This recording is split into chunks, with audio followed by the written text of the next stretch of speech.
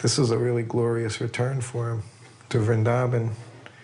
He just really enjoyed his disciples being there.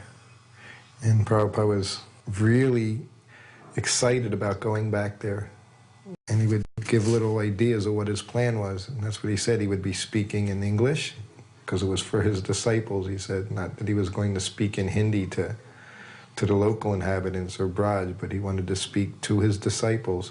You know, he was training them up in Krishna consciousness. We lived in Keshi by the banks of the Jamuna, and every morning we would attend Mangal Arti in Keshi, and after that Achyutananda Swami would take a Sankirtan party and would go all the way to Ramanreti, where the Krishna Balaram temple was under construction. And then we'd walk back along the Parikrama path that followed the Jamuna River and go to the Radha Damodar temple in time to meet Srila Prabhupada there. And Prabhupada would lead us in the Jai Radha Madhava prayers, and then he would speak on Srimad Bhagavatam, first canto, chapter 2, Divinity and Divine Service.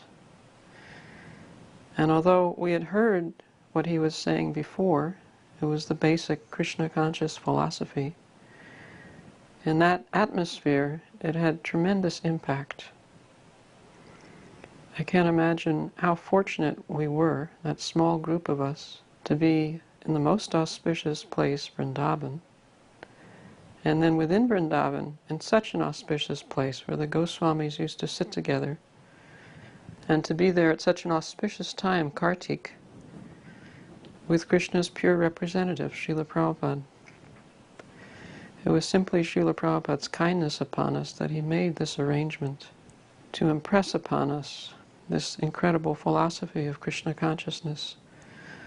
So powerful, so important, so profound.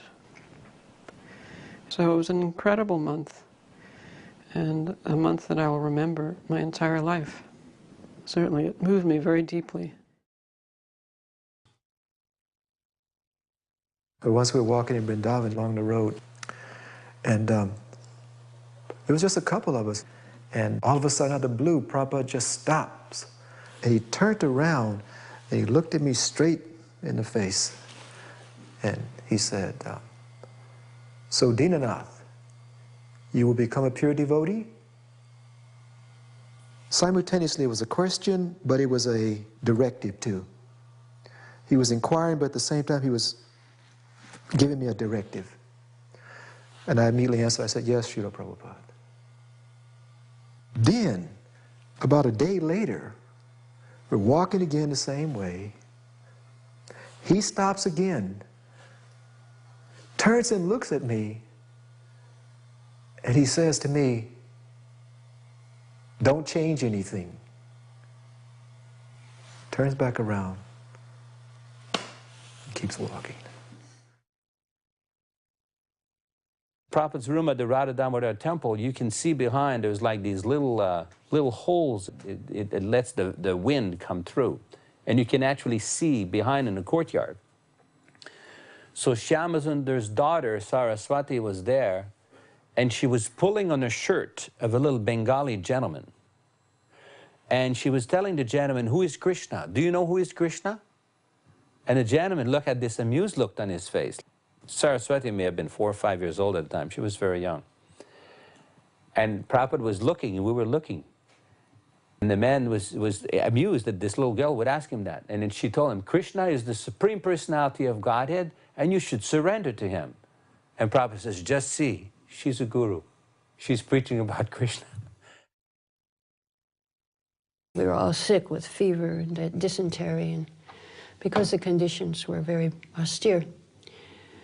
And I remember Vishaka and I, we used to prefer to just jump in the Jamuna River, even though it was completely pitch dark and we couldn't see anything, we couldn't touch the bottom, rather than go in the bathroom, which was slimy and indescribable. So then Prabhupada would give lectures in the morning on Bhagavatam, and in the evening on Nectar of Devotion. At that time, the courtyard was just dust, and there was a lot of, I remember, rubble around it. And to me, the temple looked like it was bombed out. We couldn't even tell it was a temple. the front of it. It was all like crumbling, and the inside there was rubble everywhere in the courtyard, and it was dust. But actually I prefer the dust because it was the original dust where the 6 Goswamis sat. And Prabhupada did mention in his lecture how the 6 Goswamis used to sit in that very courtyard discussing Bhagavatam.